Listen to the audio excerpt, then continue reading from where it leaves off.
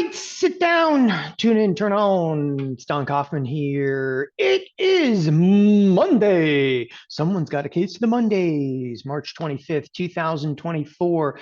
There's just about 3.5 minutes to go to the cash open here on this Monday morning.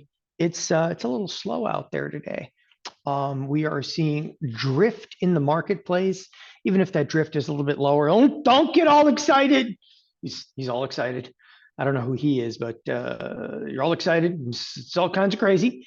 Anyway, welcome through the weekend. We're coming into a 4-day trading week. We're starting with SPOOs down maybe 14 handles, but the cash open hasn't happened yet. And within 3 minutes, we'll rally back up. It will find a way. It will find a way. With that, a few stocks that are obviously in play today. We'll look at Boeing. We'll look at Intel. A few of the tech stocks are on the move this morning. Tesla's actually slightly lower. Microsoft here down a whopping $1. Apple's down about $2 in the pre-market. No one cares about Amazon. Nobody loves me. Here we have Meta off a couple of bucks, and it's threats from the EU. You've been very naughty. You've been very naughty. The EU is going to take part of your profitability if you're very naughty. I just feel like they run out of money and they're like, yeah, little tech tax these days, tech tax. Anyway, with that, so as we come into the cash open, the reason I'm not all that enthusiastic about some of the price action, there's 162,000 contracts that are trading right now. 162,000 contracts. Come on, people! I can trade more than that. Also, the bond market is light with a chance of being fluffy. It's only 99,000 contracts. The financials are down nominally. The energy sector is actually up nominally. The reason I was just going through the financials and the energy sector today, are we going to see rotations away from tech, maybe into the financials? It doesn't look like in the financials, but energy looks to have a little bit of a bid under it this morning. So you got that going for you. Anyway, with that, as we come into the cash open, not a lot of preconceived notions about what today is going to look like. There is one aspect that I'm a little bit surprised about. For a week, it's a holiday week, and it is a holiday week, and you should feel like it's holiday trade. Anyway, for a holiday week, we're seeing quite the little bid back under volatility. So I think that is noticeable, mentionable. Dollars off right now, but you know what? I was looking at this, the daily charts. They're screwing up badly at TD Ameritrade. The daily chart is wrong. The intraday chart is correct right now. We'll explain that after the cash open. Again, some players that are being hit today. Intel, that's one of them, which I tried to place a trade on the other day. We're going to come into the cash open, as I said. Like, all right, so there's a little bit of sell side activity. Volume's got to really surge. The one thing that we've seen a lot of lately is that like markets, you just haven't responded all that much pre-market. Like everything happens after the bell. Let's come into it, take a look at Nvidia as well after this cash open here on this Monday morning. So the advanced decline line is absolutely non-spectacular. It's almost a pure 50-50 over here. As I was saying, Boeing's got some news on it. He's out of the contest. Their CEO is gone. The next, you want a piece of me? Intel taking a pretty good hit here this morning. I've got positions in Intel. AMD taking a hit as well. I'm just glancing around, taking a look at some of the ticks this morning. So this is interesting. The ticks this morning, so the S&Ps are down, but the ticks are what? They're positive. Okay. And this is the opposite of what you want to see right now to the marketplace. The reason I say that is, look, all tech is down. So tech is your driver here, and thinkorswim looks a little slow. Tech is your driving force. And the fact that the S&Ps are down some 15 handles. The energy sector, as I was saying, has a little bit of a bid under it. You know, ticks are actually, again, they're relatively strong, positive 500. Going to call that the financials. They're now flat. They were down in the pre-market. You got that going for you. We're going to go. Sorry, I'm looking over here. Just looking down the list. All right. We're going to go back to the S&Ps for a moment. It looks like some tech is being sold in here, but again, I wouldn't I wouldn't have any preconceived notions, only because Nvidia, once again last Friday, Nvidia kind of took center stage and started to get a bid back under it. Nvidia, though, I mean, at this point, is it a foregone conclusion that it goes to 1,000? I don't know, maybe, but it's not going to have that dramatic of an impact today if Meta is down 0.8%. And Meta is really going to have some drag on here, and I would assume that this is going to continue to see sell side activity. So you can see the S&Ps trying to pop back to the upside. Those are popping almost expressly right here on the energy sector, of which we do have a position now in energy. We'll review some of the positions that we're presently in. By the way, I filled an Intel spread. Did anybody else fill the Intel spread? So there was a spread that I was shooting for on Friday. I only filled like a one lot, but I'm getting out of it today. So it is a 1-day mystery trade. Anyway, if you guys filled it, I would probably bail out of it today. It's up almost 40% in 1 day. So where I'm trying to fill it, it would be up 40% in a day. Cool. Anyway, if you filled it, smoke them if you got them. I would get out of that one because I think we were the gift horse. Don't look, it's the gift horse. Intel had some heavy news, which again I'll discuss in a little bit more detail. But I think there's sometimes times when you just got to execute. And I'm going to leave mine in here at $1.27. Right now, I was just looking at some of the pricing changes of Intel this morning. Yeah, I would assume this is going to roll back over. Anyway, come back to the S&Ps and talk about the week at large. So, all right, not too many people filled that one. Come on, man, what's going on?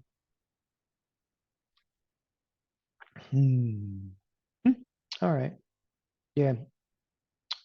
Carla B already got out 30%. Nice. I'm just bummed I couldn't get everybody in it. I filled it, but I think it was kind of late in the day. I was done by then. And when by done, I was just it sent out quite a number of trades and so forth. I filled it like halfway through the trading day. I know I was like recording an update, and that thing was sitting there. Anyway, with that, coming back down to it, I'm going to talk about the week a little bit. We'll talk about the SPX, couple stocks that are actually in play, and then we're actually going to go kind of piece by piece through a couple of positions that we have on. I put a few trades on late last week, both in the in-out spread category. I rolled some of the portfolio, TheoTRADE portfolio. I rolled that though prior to Fed. We'll do a little position recap here in a few minutes, and probably going to do that for quite some time because we're 5 minutes into the trading day. I am not amused. I am not amused. There's nothing going on right now. The volume is okay, but I would have to anticipate at this point this morning. So just looking at the tape, I think we're going to roll right back over here. I don't know how far down we're going to go, but I would assume we're going to roll over. And you go, well, what's that assumption based on? And one of the things I try to do is, as I'm looking at the tape, not just talk about it, but actually take you through what I see. Okay. And what I see is it's predominantly based on just probabilities. Like when I'm looking down the tape in the morning, and the tape being that's the tape, right? I'm not looking here. Like this doesn't tell me what I think this is going to happen. What I am looking at though, there's some bullish and some bearish on the screen right now. Let's talk a little bit about that. So obviously you can look at the S&Ps and you look at the Nasdaq. One of the things that's actually a little bit more bullish volatility did drop minimally, but it did drop. But makes sense that volatility dropped a little bit because the market actually went a little higher. Okay.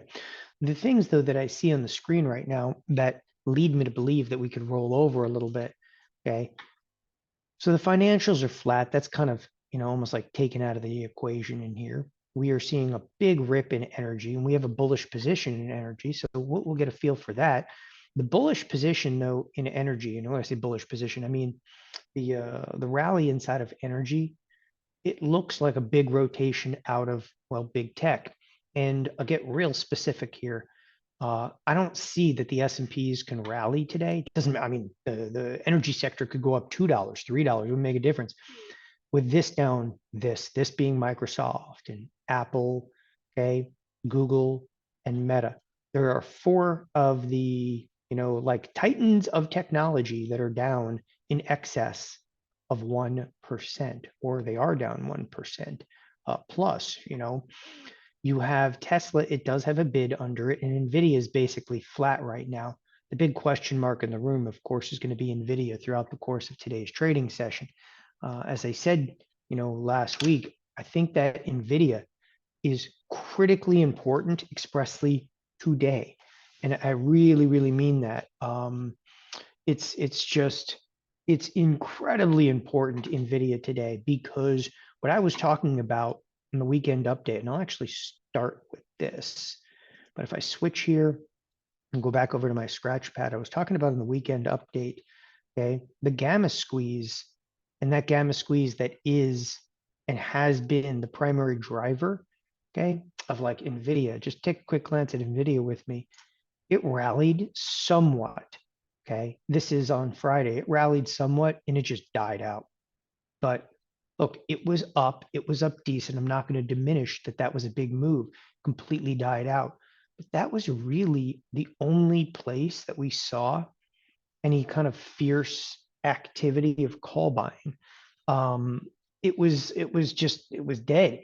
The single most important thing this week, not next week, not, a couple of weeks from now, like this week today, as I was talking about on the weekend update, is the gamma squeeze now dead?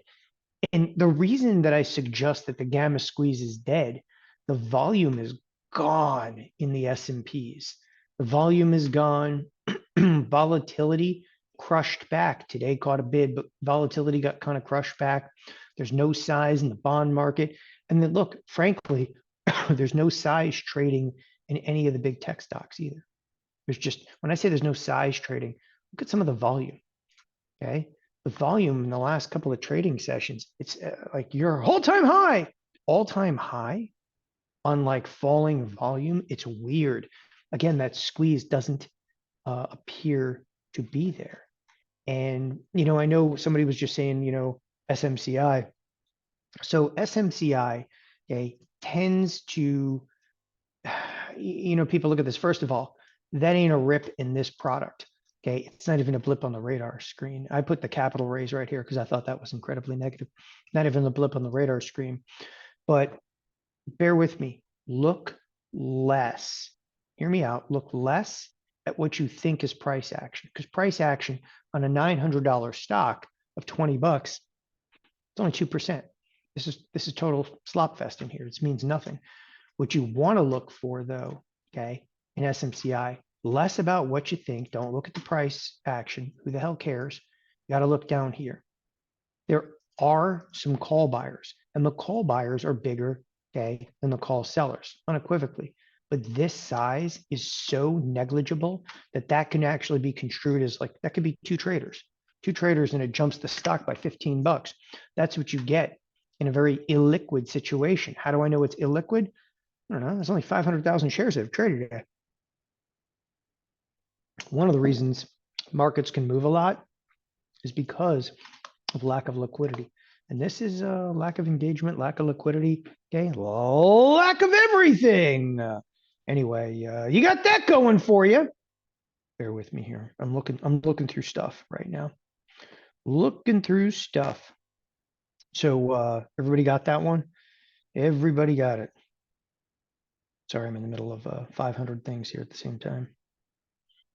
Okay, we're good. I'm okay to go. Okay to go. Plugging my phone in. There we go.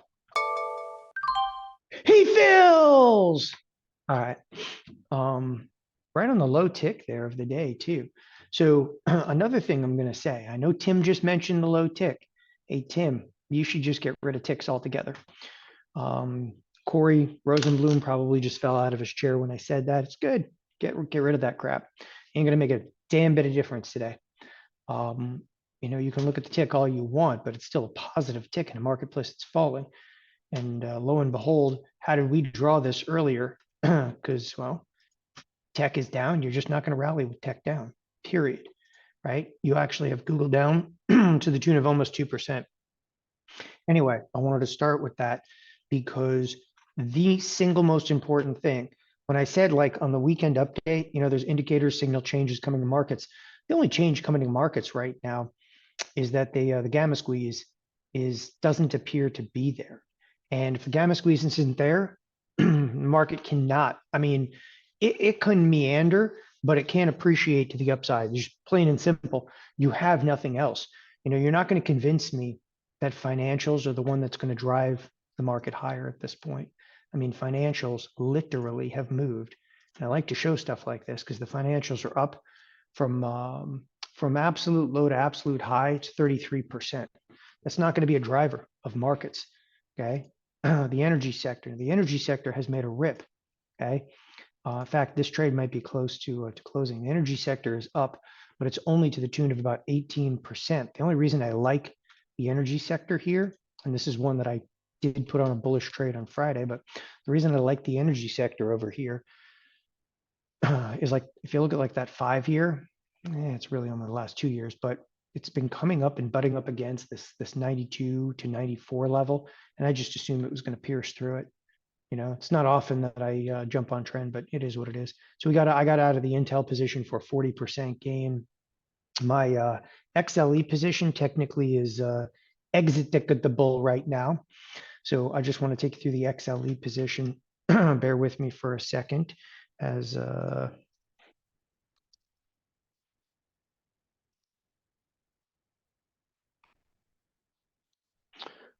going to queue this one up here in a second.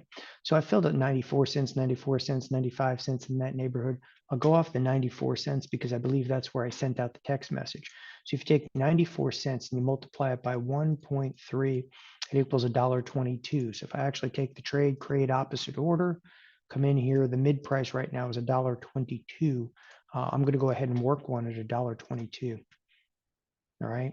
And I'll explain a little bit more here after I get this thing working. I'm going to dupe the order.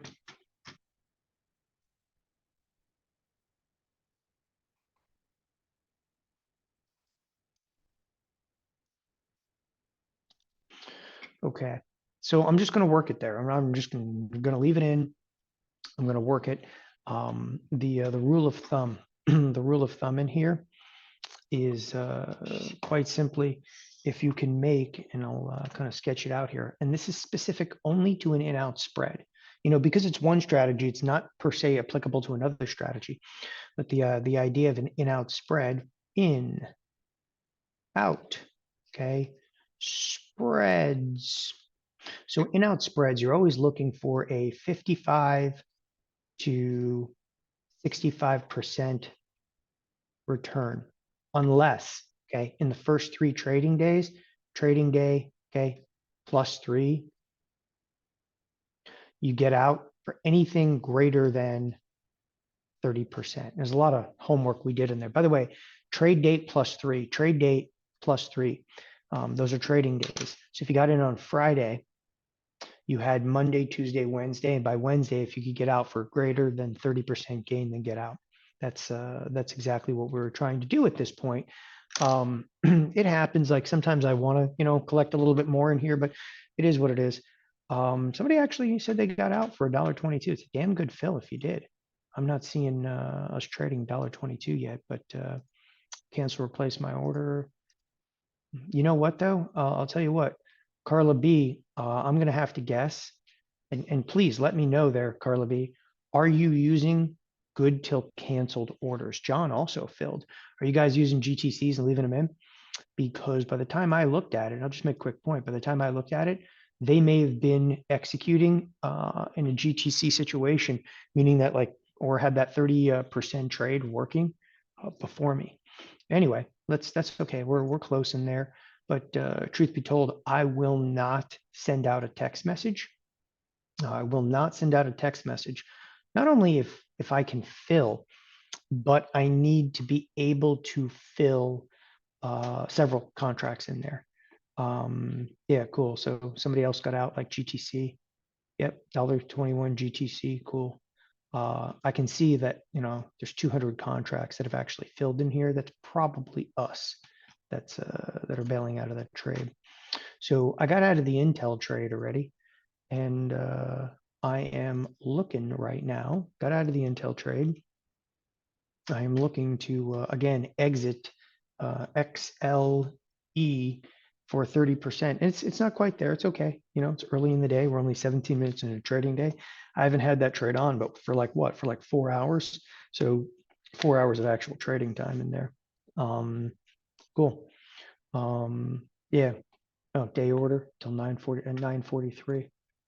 So 9:43. There you go. You caught the high tick of the day. All right. Those of you that got out, you literally caught the high tick of the day. Well, the high tick of the day, at least to this point. It ain't over. Okay. Turn those machines back on. Anyway, with that being said, so we're actually doing some decent volume now in the S&Ps. Yeah, nothing really huge though, transpiring other than a few tech stocks that are taking a hit. I'm looking at this with ticks. So the ticks this morning, as I was saying earlier, it's kind of worthless at this point. So is the advanced decline line. Again, I don't want to diminish what can be incredibly important from time to time. I'm not trying to diminish it, but there are certain days you have to come in here and you go, yeah, ticks are not going to matter. AD line's not going to matter. And why is AD line not going to matter? Because quite frankly, as long as you have Microsoft off by 1.3% and Apple off by 1.3% and Google off by 1%. Speaking of Google, that was down a lot more just moments ago. It's coming back. And, meta down a little bit. This is a very tough tape. But what is relative right now, and the most, I think, relevant aspect of the marketplace, price action in Nvidia has seemingly died out. You did see a big rally in Nvidia, but frankly, on a scale of 1 to Nvidia, this was actually a move that was very in line, percentage based, in line with a lot of the previous moves that we've seen. So it is what it is. I mean, almost every day we move that far, right? It does appear that some of the squeeze is dying out. Okay. I'll also further that with, if you, I saved this from last week, but I've been bringing it up a lot. Everybody hold on. Okay. I've been bringing this up a lot, and that's this OCC report. Okay. So the OCC report, this is a Friday, which is an expiration day, right? Every Friday's expiration, but every Friday's expiration, every Friday's Christmas. The expiration on Friday, which is March 22nd, only saw 143, we'll just round it to, sorry, 143, 44 million is what we hit, which is still approximately off, okay, by 10%, okay? It's off by about 10%. The volume on a Friday is never that low. It's actually one of the reasons that on the weekend update, I knew that volume was light on Friday because I just looked at like Nvidia and a couple of other products and the volume was light. I mean, there was just like, look, 186,000 contracts. I looked at the SPX on Friday and the SPX even looked light. Again, something has most definitely changed in this marketplace. It doesn't mean though that they're not going to come raging back into Nvidia. It's actually one of the things I'm looking for. As I said, this week, the most important aspect this week is, it doesn't even matter. You have positions in Intel, you got positions in Microsoft, you got positions everywhere. You got positions in the SPX. Nvidia matters. Nvidia matters this week more than anything. And it matters, okay, in respect to the fact that if the squeeze is gone, then the marketplace, okay, is just it's gonna flounder, okay, it's gonna struggle, and it's gonna struggle for direction, okay. Now, of course, we're watching this, and you're looking at it, and you're thinking to yourself, that squeeze ain't gone. Look at this thing, Don, it's ripping. I would agree. Right now, it's absolutely ripping. This is on a $15 move. It hasn't had a downtick, okay, and it does appear that they're rushing the marketplace once again with buying calls, okay. We saw that, but it just kept dissipating and dissipating throughout the course of last week. So we'll see for what it's worth. It's going to be an interesting trading session. By the way, Nvidia and Nvidia alone, like, I mean, you can point to Amazon and it's ripping a little bit, and Apple is trying to pick its head up, but it's probably going to roll over, and Microsoft can't get out of its own way, and Meta today, but it's Nvidia and pretty much Nvidia alone that is driving the entire Nasdaq and taking the S&Ps up with it. So again, this is not not exactly what we saw last week, but very, very notable. I would watch it carefully, because if it can't sustain this or it dies out, it's just, again, it's indicative of that that gamma squeeze falling apart, and that very well could be. So anyway, I am working this morning in order to get out of the XLE. Work it. It's changed a lot. It's already back down to like $1.14. Have no fear. The XLE really stabilized. Just need a little bit of a bid back. So for the most part, where will we fill? Yeah, I think the XLE has to be somewhere around 93.80, north of 93.80. Okay. If you want to put a a line over here, like say, okay, if we get above 93.80, I'm very close to a fill, and that's 40 cents away. Oh, look, it is what it is. We'll see if that transpires as the day kind of progresses. The rotations are weird in here right now, because we were rotating out of tech. We're out of tech, and we were getting into energy and maybe even into some of the financials. Now, okay, it looks like a little bit of tech buying. It's just amazing, because you look around the screen and there's not a lot of bright spots on the screen other than maybe the energy sector today. But the undying urge, to force money into Nvidia. And again, I continually reiterate this. Okay, what you see in Nvidia, and I can't stand all the discussion about it.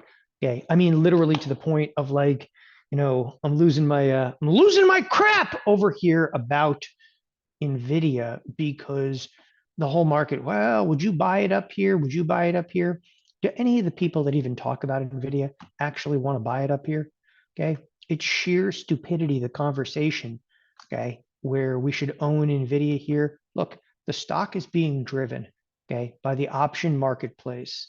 There's no question of it. Everybody in the whole trading arena has talked about it, and yet there's still conjecture on like CNBC and Bloomberg and every major media, okay, that people are like, yeah, they're coming out of the woodwork and buying this thing.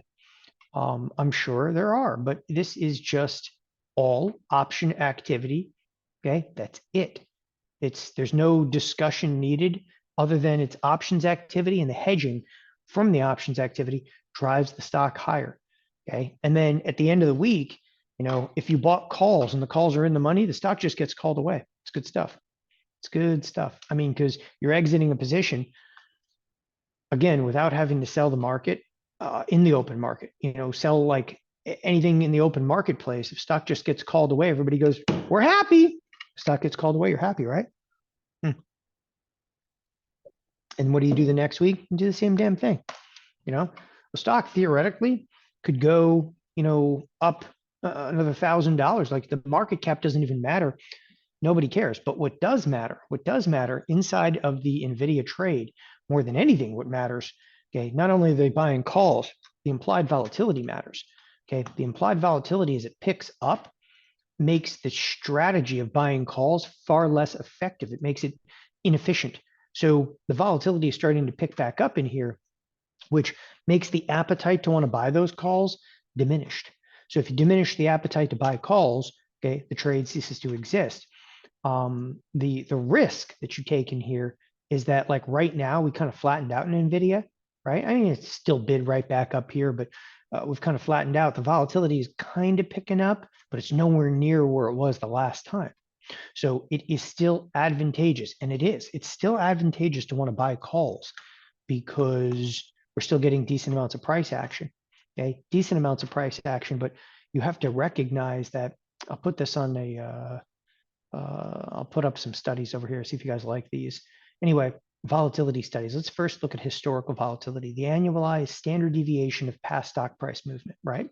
That's what historical volatility is. So let me get rid of the volume subgraph. Okay. There's a lot of ways you can look at volatility. Historical volatility, okay, is looking back at previous price action and putting a percentage to it. Yes, everybody good? Everybody good with that? I'm okay. Are you okay? So look what happened to historical volatility, right? It collapsed, but this is averaged over 20 days, but I don't give a damn. It collapsed like a pancake. But as soon as historical volatility collapses, you're screwed if you're buying calls. Screwed. And you go, why am I screwed if I'm buying calls? Now, this is 20-day historical volatility. Let's actually zoom in over here and edit the study. Let's edit the study and knock it down to 10-day historical volatility. I just want to make a point, okay? Because I think it's an important point. If you look at 10-day historical volatility, well, that is a complete and utter slop fest. Now, granted, this is earnings, okay, and it was still no, came down. That's nothing to do with dividend. The volatility in here just collapsed because there's a few days right here that just sucked. Okay, and then the volatility, oh, it came up, oh, and it collapsed. You have to understand that historical volatility is a lagging indicator. It's a lagging indicator. So if you look at the price action of the chart, you're like, it was rocking that day. And then you see a rocking on the chart like 3 days later. Okay, that's the problem with, charting crap. I'll see it after the fact. Okay, you're driving 120 miles an hour looking through the rear view mirror and you like it. Anyway, historical volatility in here, what can you say about it? It's collapsed. But moreover, okay, what people don't understand about historical volatility, you can look at the little chart and go, there's some pretty numbers. It's very pretty. Okay. All right. But people don't look at the numbers. They look at the pretty chart and they go, oh, it's up here. Oh, and it fell down there. Oh, and it fell down there, which you should really pay attention to. Okay. Are you paying attention? Maybe, possibly, sometimes never. Are you paying attention? I'm just asking a question. Early here, we're all off. Anyway, the historical volatility is at 42%. Now, you know what the most important thing on this whole chart is? That number right there. And nobody even knows that number friggin' exists because that number right there, 42%, you're like, it's not 42%. It's 0.42. Okay. All right. So ease up area, Canadian engineers. Okay. You're crazy, eh? Anyway, if you have 42%, what's cool about the 42% is which is historical volatility, you can actually immediately compare that to what we term implied volatility. Now, most of the time, implied volatility, historical volatility, one's lagging, one's leading, right? Implied volatility is implications of forward risk. Yay! Historical volatility is your rear view mirror. But if you were to buy calls right now, I don't give a damn what you think. If you were to buy calls right now, go look at implied volatility of the calls. It's 61%. How can you go out and pay 61% for calls when we're moving at a rate average over the last 10 days of 42%? Moreover, we can even dial this down more. Dial it down to a 5-day historical volatility. Now we're getting interesting. Oh, you want to learn something about Nvidia? Do you want to know why that I did the whole weekend video about a big signal change? Because it sucks in Nvidia right now. If you buy calls, you're not just getting killed. You're losing so much money, you're hemorrhaging. Because look, the actual price action is at 13%. Now, by the way, I'll be fair with you. Okay. In fact, I don't pull up historical volatility often, but I can see it in the price action. I didn't know it was going to be as low as 13%. I thought it was going to be more like 15 or 16%. It's 13.77%. So you're moving at a rate of 13% average over the last 5 days, but you're paying 61%. Anybody? Okay. How's that going to work? How's that going to work? It's not going to work. You're screwed. So you have basically, how do I, come to the summation? You basically have today or tomorrow. Everybody, okay, that's anybody, is going to bail out of the idea. They're going to all turn around. They're going to say, Nvidia doesn't work, okay, for the dispersion trade anymore. We can't gamma squeeze it. We're all screwed. We're out of the contest. And they have to move on to another strategy altogether. Right? Does that make sense? Okay. And they won't come back. They won't come back unless some big news comes out in Nvidia. They will not come back. You can't come back from this if price action dies. Right? And price action is dead right now. So you have to realize how substantial this is. You're moving at a rate of 80% here. And now you're moving at a rate of 13%. Volatility goes big and then it collapses. Now, there's another way you can look at this. For those of you that are more technically analysis oriented, okay, Bollinger Bands. Now, I don't like Bollinger Bands, okay? I don't like them. I don't have to like them. I don't even want to like them. The problem with the Bollinger Bands, in my opinion, okay, it's just my opinion. The problem with the Bollinger Bands, I don't see that much. And there's different types of bands, but I don't see the compression like I should see in here. In my opinion, it's far more compressed right now than the Bollinger Band gives it credit for. It was really compressed back here. The Bollinger Band lags too much. And I actually wanted to show that to you because you're like, I don't see it in the Bollinger Bands. Okay. You can look at Bollinger Bandwidth. There you go. Put the little lower study on there. Hit OK. Look in the Bollinger Bandwidth. It's showing it more here, okay, than it is up here. We having fun yet? Okay. All right, Sid, dispersion. What are you new, Sid? Okay. Sid's like, I am new. Okay. So Cartman's voice, I don't know, man. I don't know. Okay. I grew up in an age of South Park. Okay. There was South Park all the way back in college. That was the 1990s. It's a long time ago. South Park, Family Guy. Okay. I know Jeff Bierman's like a Simpsons fan. I couldn't get into it. I've watched a few seasons, but I can't get into it. It's not disturbed enough for this mind. Okay. It's far too clean. It's okay. Yeah. A little bit of Family Guy, possibly some South Park. Okay. We're having a discussion this weekend. Well, I shouldn't say this. I wasn't having the discussion. My wife was having a discussion with one of her friends that was over about like having 4 children and like we only have 3 children. Okay. And I was called names after that. Okay. It was not very becoming of her. Anyway. Yes. Okay. But yeah. Oh yeah, Beavis and Butthead days. Yeah, I did actually watch that, but that was, I mean, we're talking like MTV back in like junior high, possibly. All right. Okay. When PG was, really R, but it was good. It was not PG-13 crap, right? And and then like Star Wars was really Star Wars. It was not Disney. Oh, okay. I saw the trailer of like the new Star Wars stuff. I am out. I will not watch it. I am never going to buy Disney Plus again. It's ruined. Okay. It's just ruined. The Great Corn Julio. I remember that one. Are you threatening me? Okay. Clearly, you got to be at about the age of like 50 or a little bit less to know what the hell we're talking about. Okay. Which is really screwed up because being 50 is still kind of old. Okay. But 50 or less, and you're on there, Disney Star Wars. It's just brutal. I'm serious. I saw the trailer of the newest one on YouTube with my boy. Even my 11-year-old, he's like, what is this crap? That was his exact phrasing of it. What is this crap? It's brutal. If you haven't seen the new trailer, I'm out. I'm out. I'm even done with The Mandalorian. I can't ever watch that. Okay. 50 or younger, and you may actually understand some of this. And if you're older than 50, then you were watching like South Park when you're in like your late 20s. We have a whole nother problem. Okay. Anyway, what the hell was I talking about before I was so rudely interrupted? Oh, what I was talking about is Nvidia and the volatility crush. The way that these the trading firms kind of work. Okay, and I'll talk about dispersion That's where I was going with it. Sid, it was all Sid's fault. Okay. Sid's all quiet now in here. So like he's mentioning me. Anyway, I do read chat while I'm on here. I don't care. Walk, talk, chew gum. Okay. It's all good. We are not open Friday. No, no, no. Markets are definitely not open Friday. Johnny's asking a question here. So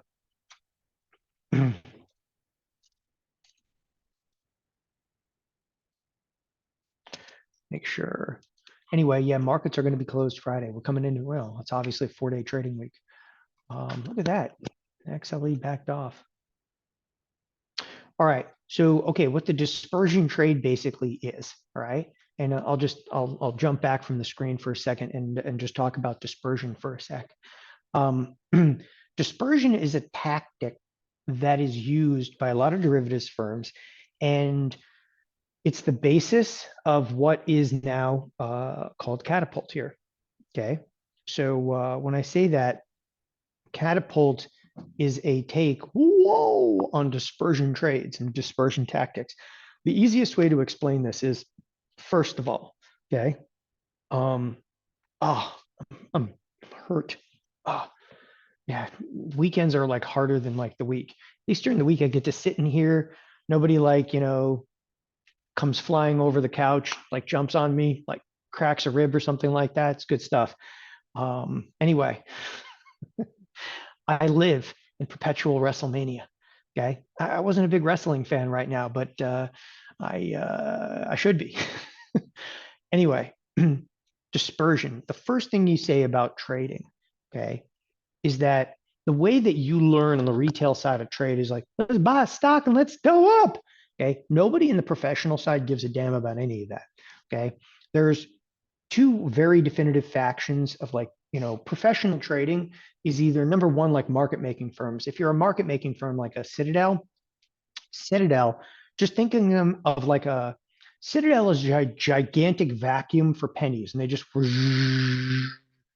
this gigantic vacuum of pennies, and they vacuum up, tens of millions of fractions of pennies every single day. Citadel is based on speed. It is what it is, right? There's another faction of trading, okay, which is often hedge funds, proprietary trading firms. Now, Citadel, which is a market maker, it's the biggest market maker, also has proprietary trading. They have, hedge funds and so forth. When you think of hedge funds, you think of bringing in investors' money. Citadel gave back most of their investors' money. They're trading their own capital. So you have to recognize, like, there's hedge funds that are out there like, give me your money. You guys know that like years ago, Citadel even gave money back. King Griffin, he gave money back. He's like, just take your money. I don't want your, anything to do with you anymore, which you have to have a lot of respect for. I like that. Anyway, beyond market making, because market making is limited to the size of the marketplace. And right now you're only doing about, 40 million contracts. So a trading firm like Citadel will also do something like dispersion tactic, which is quite simply this. When I say kind of open up your mind, the retail world is all about what's coming, what's going up, what's going down, yada, yada, yada. The professional world, okay, doesn't care whether the market goes up or down. That's the first thing that you have to say. The professional world, yes, there's people think of like registered investment advisors. That's not the professional world. That the registered investment advisor is all for retail. Okay, they're there for you. Then there's institutional money. Oh, institutional money. What does that mean? It means your 401k. They're there for you, right?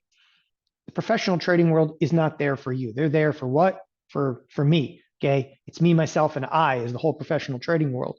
The first thing you have to understand, the professional trading world, they don't give a damn about markets going up, markets going down. They're not having a discussion about like, oh, Nvidia. Okay. Ooh. Like you have to understand there are ways to make money in this business that have nothing to do with just market bias, market direction.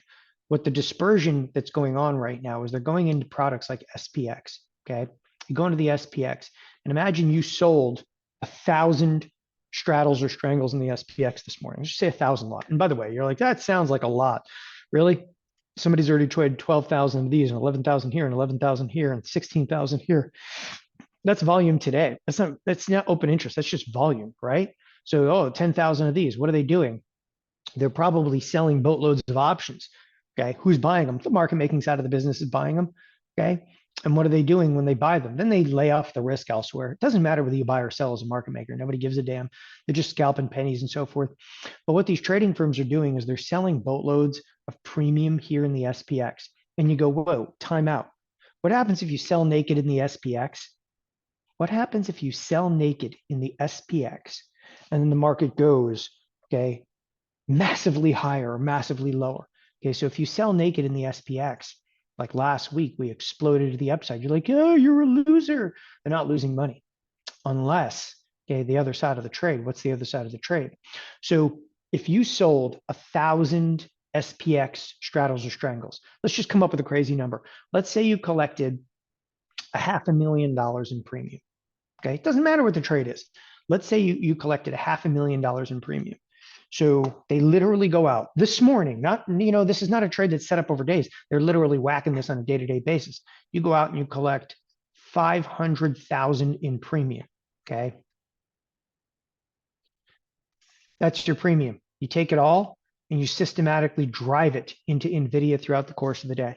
You just take this lump sum, okay, of like ammunition, and you just fire it into a given product.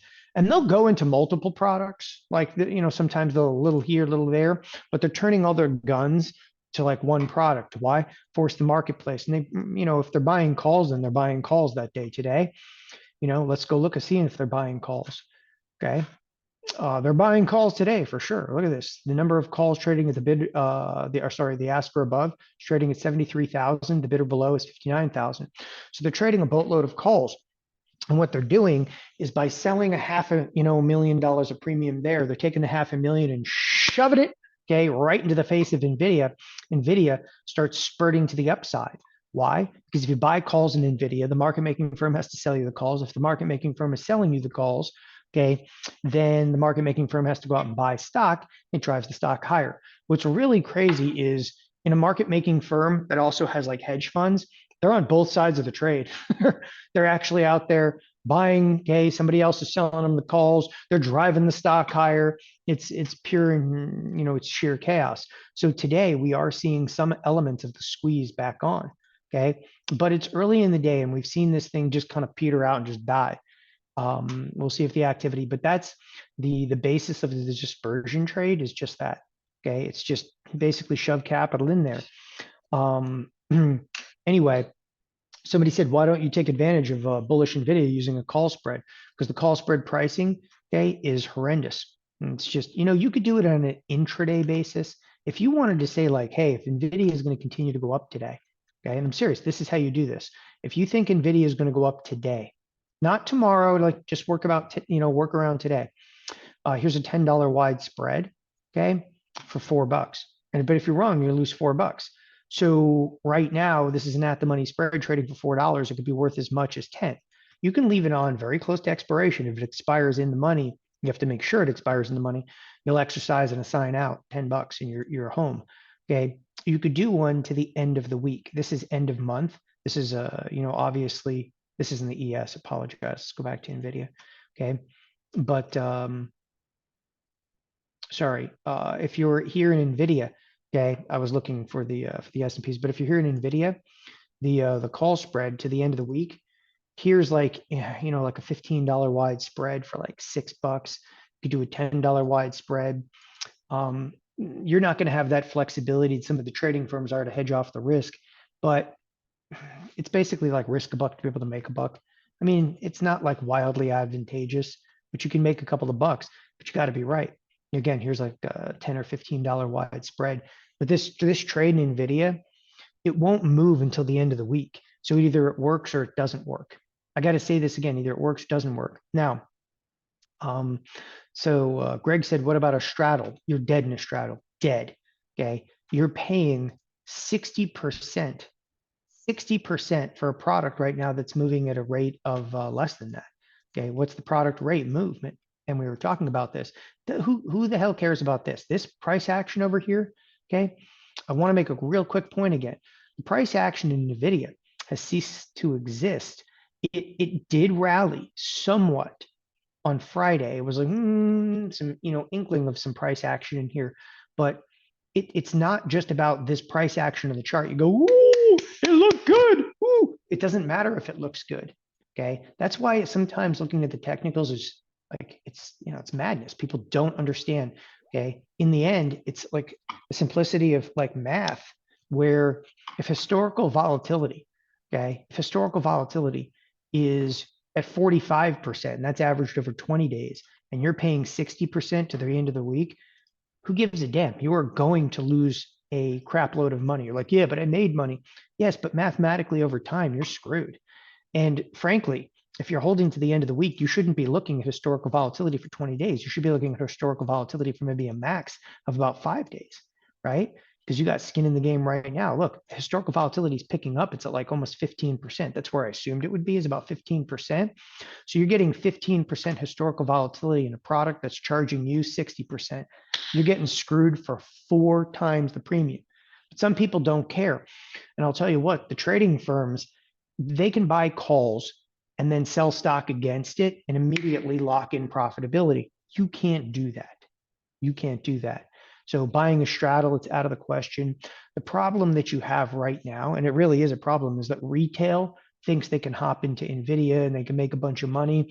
And we all have heard stories.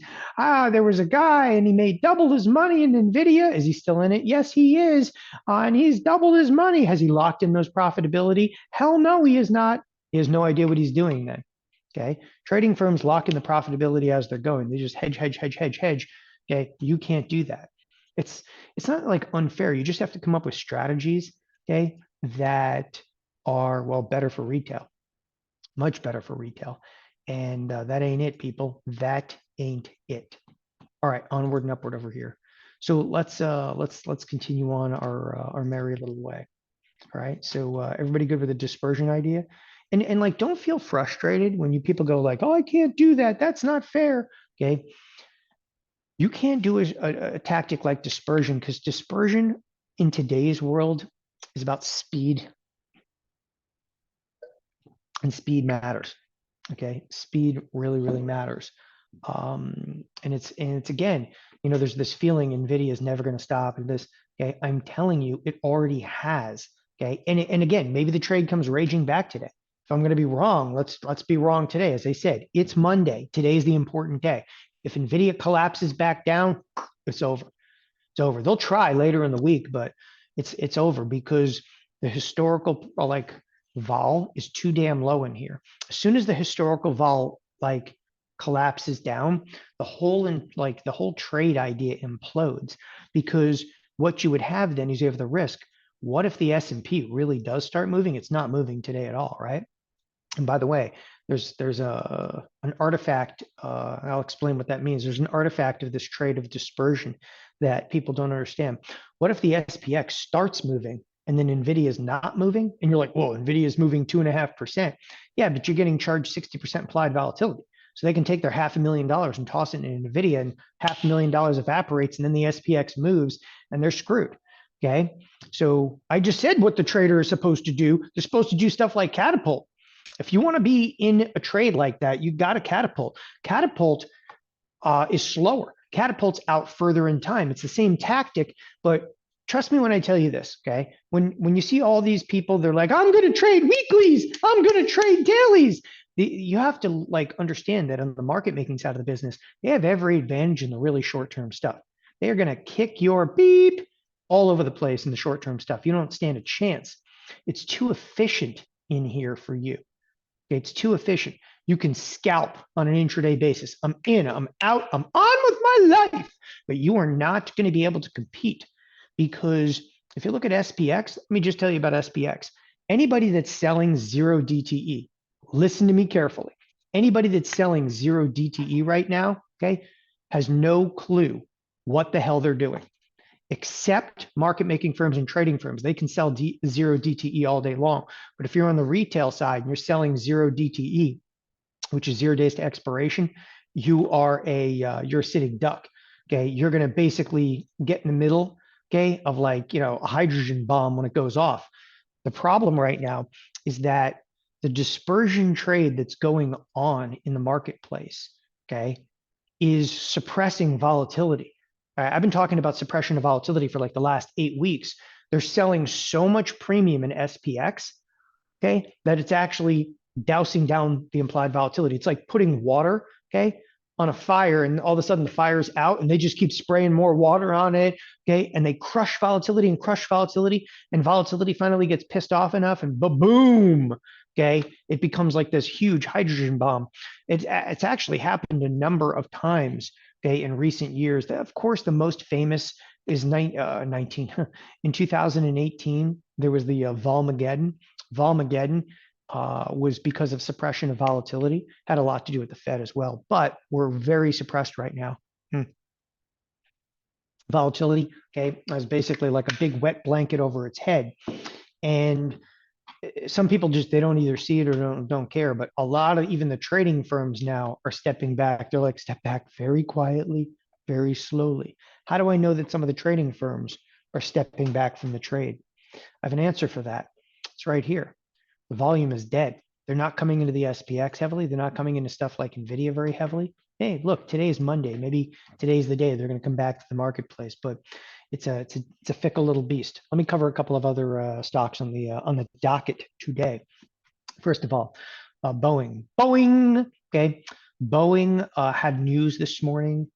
It was up far more substantially than it presently is. Boeing's only up like 1% right now. It was up again quite considerably this morning. Boeing, their CEO, he's out of the contest. Next CEO. So it was a turnaround project. It was this. He's gone. Okay, he's gone. So bringing in the next CEO. Man, they've been through quite a number of them. Speaking of Boeing, there was also news, I believe, on United Airlines. Okay, and if you saw the news on United Airlines, you might not want to fly them too much right now. They're having some safety issues. You know, little things like it doesn't need a wheel. Wheels are optional. Okay. Just put the person in there with the luggage. It doesn't make a difference. Anyway, they're having constant issues with safety. So they already have an unsafe plane coming from Boeing. And to further that, they are making it even more unsafe. It's good stuff. Okay. Anyway, the FAA is considering at this point, I don't know if they've done it, but they're considering containing, there's scrutiny obviously, but they're considering you can't expand, no new routes, no new nothing. Basically, you fly what you have right now, and you can barely do that, figure it out. It's good stuff. All right, continuing on from there, okay? Look at this. Regulator has already suspended United's ability to allow pilots trained on an airplane from flying others. So I'm sorry, only one aircraft today. Okay, yeah, and you know what? You want wheels with that? Okay, you got to pay for wheels. Anyway, they're having some issues over there at United, but look, the stock price doesn't seem to make much of a difference. Okay, you're probably still going to hop on that flight, especially if you're like in the Chicago area. Okay, nobody really wants to go to Midway and fly Southwest. I mean, you do, but you don't. But you will, but you shouldn't. Anyway, continuing on over there. So that was Boeing. The next one on the list today to discuss. Okay, there was a big move up in Lucid Group. Okay, I'm going to give you my own personal input on this thing. I think they're dead no matter what. If you're unfamiliar with Lucid, Lucid is an EV. The guy actually that's the CEO and the founder of the company built the original Model S for Tesla. He left, he started Lucid, yada, yada, yada. He ain't no Elon Musk. And they just received a lot more money. Where did they receive money from? PIF. Okay. If you actually look at the statement, I want to show you, okay, how manipulated things really are today. So, okay, if you look at this, they received, money from PIF. Now, most people have no idea what a PIF happens to be. Who is PIF?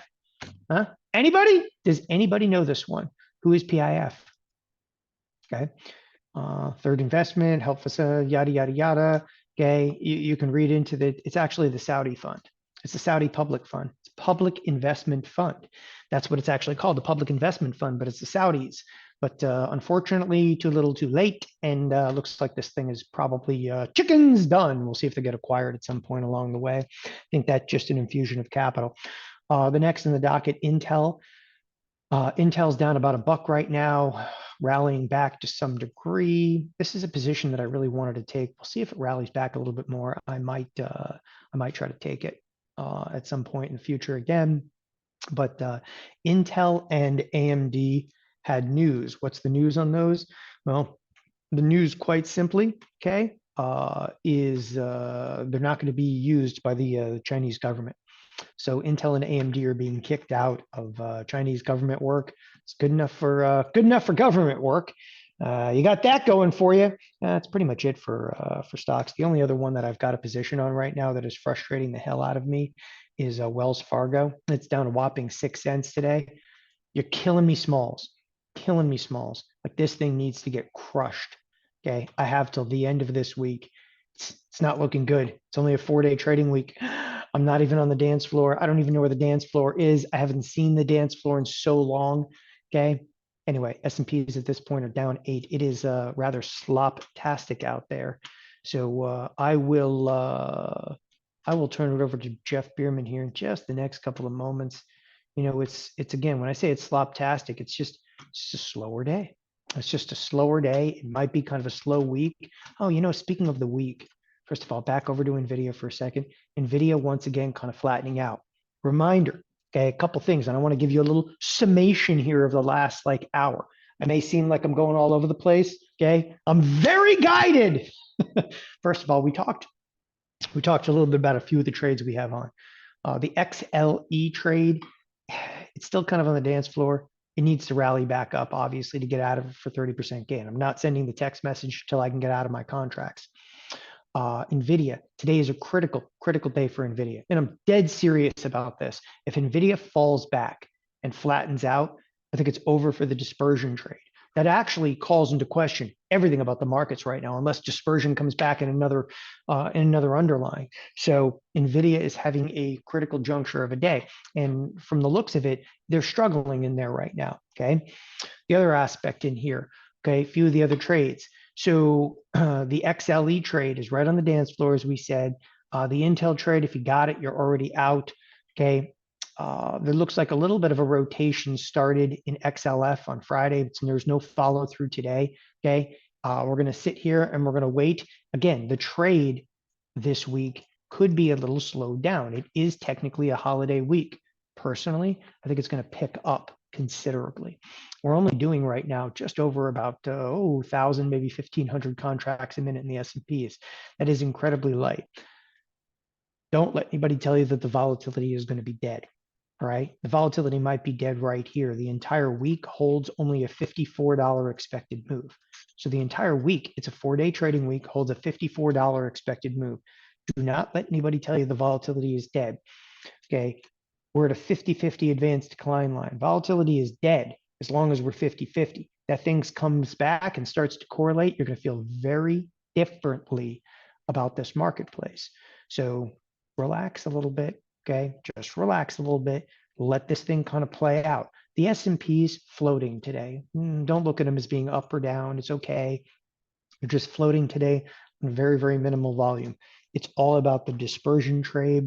The last thing to tell you and to remind you is that, and this is kind of ironic in the calendar, the biggest chunk of data you're going to get all week is on Friday. And the market's closed. The futures will be open. The biggest chunk of data the whole week. It's 5:30 in the morning on Friday. It's PCE is coming out on a Friday where the market's closed. Brilliant! As I said earlier, good enough for government work. With that, I'm going to bring on the professor. Jeff Bierman's coming on here momentarily. Okay, so we are using Zoom right now. We're using Zoom mixed with our old technology. It works a lot better. So I could not stand the new tech we were looking forward, looking for a new streaming provider. So stay tuned. Jeff Bierman's going to be on here momentarily. We have a completely packed session for you today. So we do every single day. Bring Jeff on here in a moment. I'll stop broadcast, restart, get things off and running. The professor, Jeff Bierman, is due up here just a few moments. Stay tuned.